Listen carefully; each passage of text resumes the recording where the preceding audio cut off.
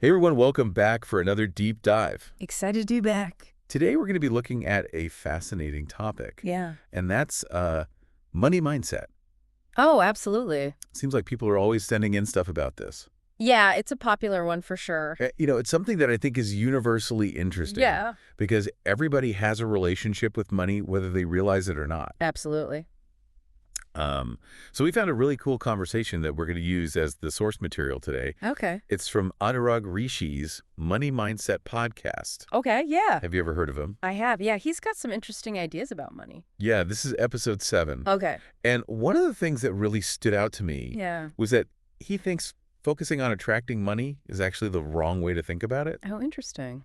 So what do you think about that? Well, it's kind of like Yeah. you can't just force a flower to bloom, right? You have to create the right conditions. You need the fertile soil and the sunlight and water. So are you saying that instead of chasing money, we should be creating an environment where it can naturally flourish? Exactly. Yeah. Hmm. He actually uses a really interesting story to illustrate this point. Good. It's about these two brothers who inherit a fortune. Okay. And everyone thinks that one brother's going to squander it. He's kind of the irresponsible one. Yeah. But he ends up becoming much more successful than his brother, who everyone thought was the responsible one. Wow. So it really challenges that idea that money attracts money. It really does. There must be something more to it. Right. And Rishi really dives into this idea of money as energy. Money is energy. Yeah. It's not just about the physical, the bills and the coins. Right. But it's about the energy and the intention that you bring to your relationship with money. I like that. So how does that work in the real world? Well, think about it this way. Okay. Some people use money for good. They use it for philanthropy. They start charities. They create opportunities for other people. Right. But then other people use money in a negative way. Yeah. Maybe they exploit people or they harm others. Yeah. But it's the same money, right? Right. So it's really the mindset of the person that makes the difference. So it sounds like money is kind of an amplifier. Yeah. It just amplifies whatever intention you bring to it. Yeah, exactly. It magnifies it. Whether it's positive or negative. Exactly. And that brings up something else that I think a lot of people struggle with. What's that? Fear. Oh, yeah. The fear around money. Absolutely. And Rishi actually argues that this fear can really block financial success. Mm-hmm. What do you think? Well, it's so easy to get caught up in that cycle of worry. Oh, for sure. Especially when you're dealing with financial challenges. Yeah.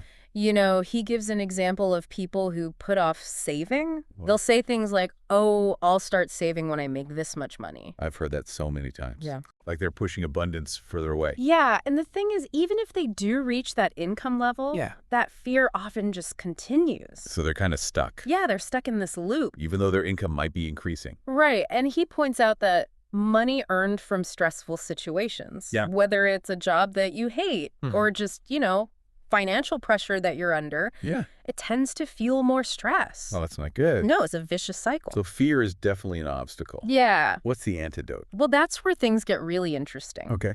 Rishi talks about shifting from a scarcity mindset to an abundance mindset. I've heard that phrase before. Yeah. I don't know if I really understand it. Well, it's the idea that there's enough for everyone. It's about letting go of that need to hoard and compete. Yeah. And realizing that there are unlimited possibilities. That sounds great. Yeah. But I feel like in today's world, you're constantly bombarded with images of wealth and success. Absolutely. Especially on social media. Yeah.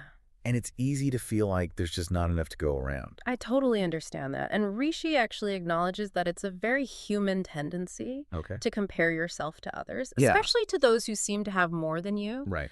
But he suggests a really radical shift in perspective. Okay, I'm listening.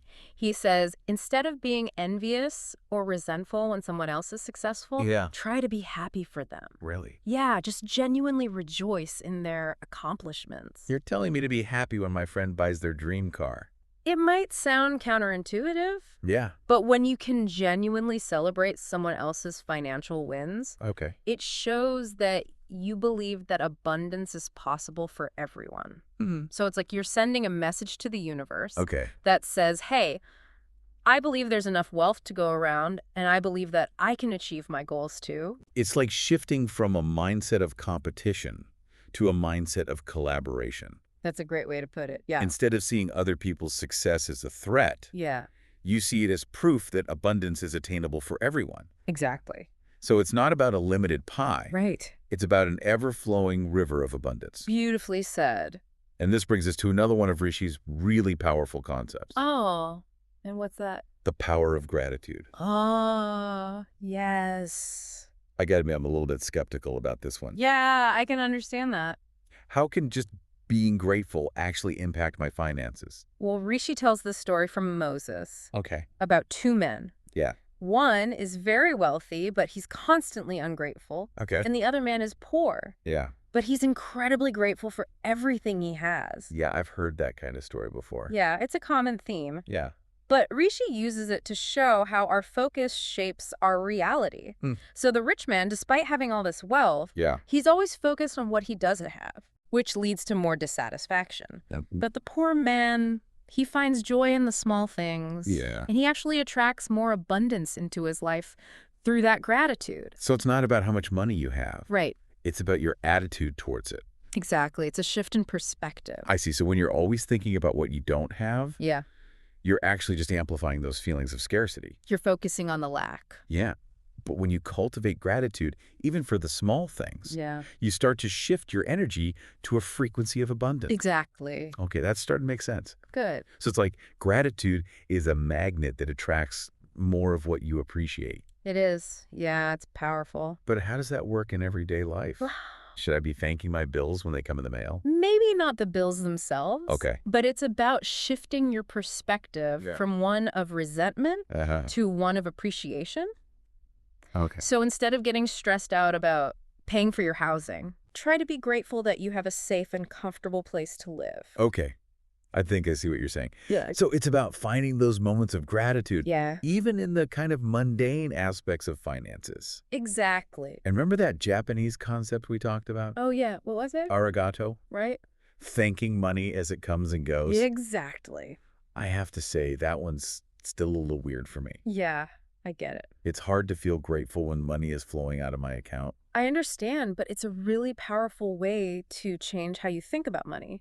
Okay. Instead of seeing it as something that's always depleting, you start to see it as an energy that's always circulating. Okay. So when you make a purchase, instead of feeling resentful about spending that money, try to reframe it as an opportunity to be grateful for whatever you're receiving. So instead of thinking, ugh, I have to buy groceries again, I could think I'm grateful that I have the ability to nourish my body with healthy food. That's it, exactly. It's about appreciating the exchange of value. Yes, and recognizing that abundance is always flowing. Wow. You're really making me rethink my relationship with money. Good. It's not just about accumulating wealth. Right. It's about being grateful for what I have. Yeah. And aligning myself with that energy of abundance. That's it. This is amazing. Good. I'm glad you're getting so much out of it. And I know our listeners are too. I hope so. But before we dive into the practical side of things, let's just take a moment to recap what we've learned so far. Okay, sounds good. Let's solidify those key insights. All right, so we've talked about how our mindset about money can really impact our financial reality. Yeah, it's not just about attracting wealth. It's about creating the right environment for it to grow. Exactly. And we talked about shifting from a scarcity mindset to one of abundance. Right. Recognizing that there's enough for everyone. And celebrating other people's successes. Absolutely. And then there's this idea of gratitude, which seems like more than just a feel-good emotion. Yeah. It's like a tool to align yourself with abundance. And Rishi actually explains how it works on a psychological level. Oh, really? Yeah. Studies have shown that gratitude can actually rewire your brain. Wow. It reduces those stress hormones like cortisol. Okay. And promotes feel-good chemicals like dopamine and serotonin. So when I'm feeling grateful, I'm literally changing my brain chemistry. You got it. And creating a more positive state of mind. Exactly. And that affects my behavior. It does. Research shows that gratitude can make you more kind and generous. Oh, that makes sense. When you appreciate what you have, you're more likely to give back. Yeah. And that generosity creates a positive feedback loop. Okay. When you give freely without expecting anything in return, you align yourself with the flow of abundance. It's like that saying, the more you give, the more you receive. Exactly. But it's about giving from a place of abundance. Right. Not from a sense of lack. And this brings us back to Rishi's idea of money as energy. Right. When you approach your finances with gratitude, Yeah. you're basically infusing that energy with positivity. And that creates a more harmonious flow of abundance. Exactly. Okay, I'm getting the theory. Yeah. But how do I actually practice gratitude in my daily life? Well, Rishi suggests starting small. Okay. Focus on the simple things that you might take for granted, Hmm. like having a roof over your head, Yeah. or a warm meal, Okay. or the ability to connect with loved ones. These are all things to be grateful for, no matter your financial situation. So it's about shifting my focus from what I don't have to what I Yeah. already have. Appreciating the abundance that's already present. I like that. Yeah. I tend to focus on the negative, Yeah, a lot of people do. especially when it comes to money. Well, one powerful technique is to reframe those negative thoughts. Okay, how do I do that? Instead of dwelling on bills and expenses, try to focus on the positive aspects of your financial situation.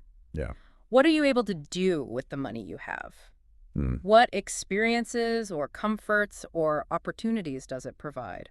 So instead of stressing about paying rent, I could be grateful for having a safe and comfortable place to live. Exactly. Right. It's about finding the silver lining even in tough situations. And what about that arigato concept? Oh, yeah. Thanking money as it comes and goes. You might feel weird, It does. but it's a way to change your perception of money. Okay. Instead of seeing it as something that's constantly depleting, you start to see it as an energy that's constantly circulating. Okay. So when you make a purchase, Yeah. instead of feeling resentful, Right. try to reframe it as an opportunity to be grateful for the goods or services that you're receiving. So like when I buy groceries, Yeah, I can be grateful for the ability to nourish my body. that's it. Instead of being annoyed that I have to spend money again, It's- it's about appreciating the exchange of value. Right. And the flow of abundance. You know, this is really changing how I think about money.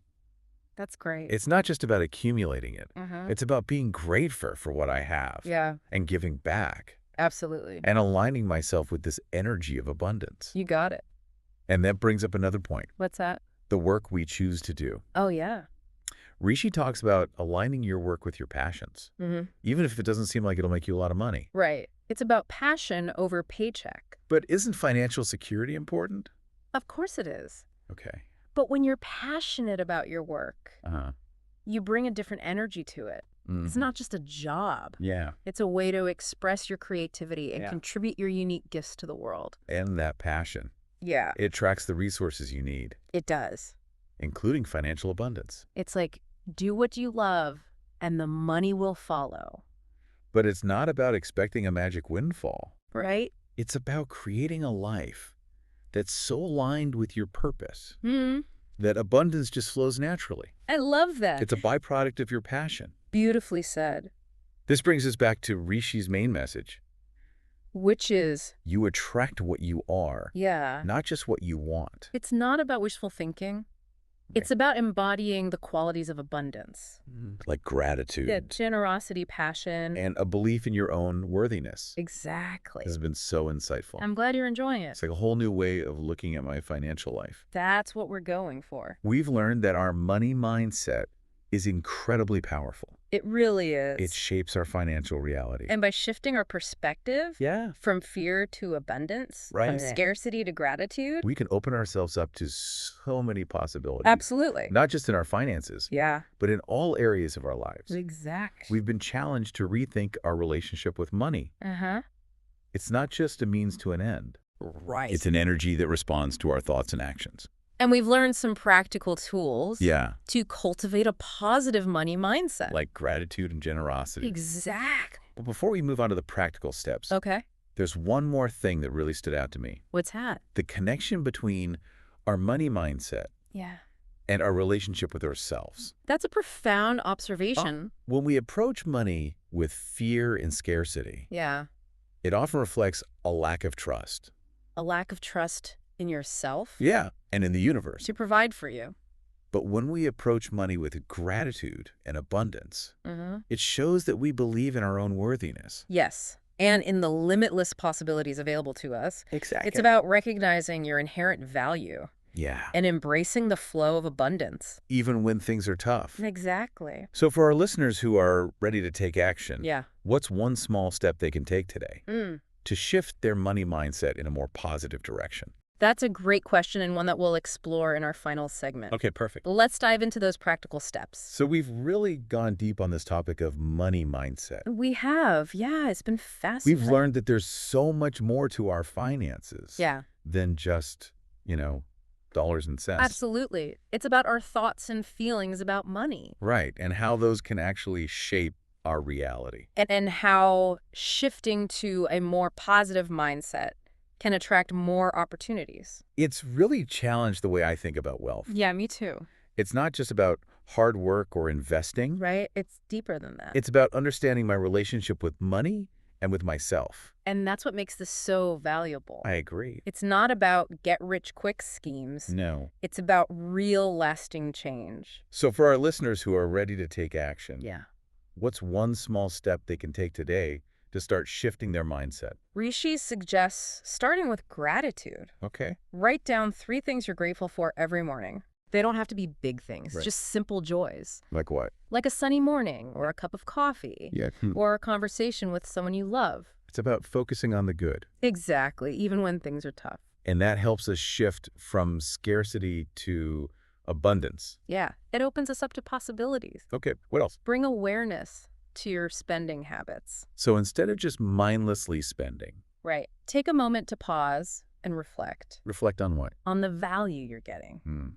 Remember that shopkeeper with the banana? Yeah, he gave an extra one. It was a small act of generosity, Right. but it made a big impact. It showed that he valued his customers. And that attracts more abundance. So it's about those little things. Yeah, the small shifts in perspective. And those can make a big difference. They really can. Our outer world reflects our inner world. Exactly. So when we change our mindset, Yeah.